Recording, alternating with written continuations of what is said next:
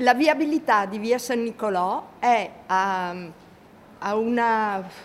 70-80 all'ora di tutte le macchine. Ci sono 2 passaggi pedonali pressoché invisibili, uno di fronte all'ingresso laterale della chiesa di San Nicolò e uno di fronte alla scuola di musica di fianco al seminario. Là, quando le macchine vanno a 80 all'ora, i pedoni come fanno a attraversare la strada senza il pericolo di essere presi sotto? Ma questo capita quando? Di notte, di sera? Quando è? Di giorno, perché un vigile per la mia strada non passa mai.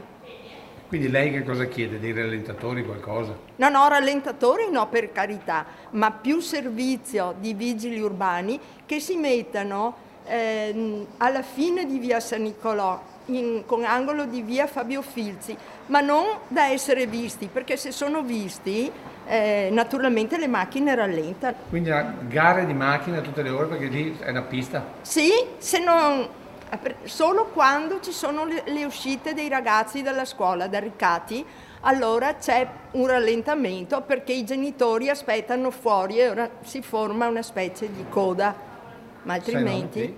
appunto. Grazie signora. Le direi anche un'altra cosa. Dica.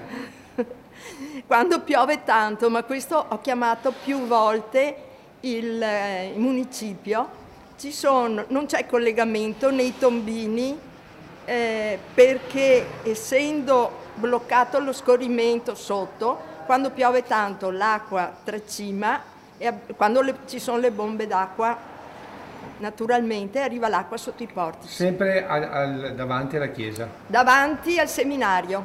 Lì diventa una piscina. Diventa una piscina. Grazie, adesso sentiamo le risposte. Grazie. Grazie. Signora.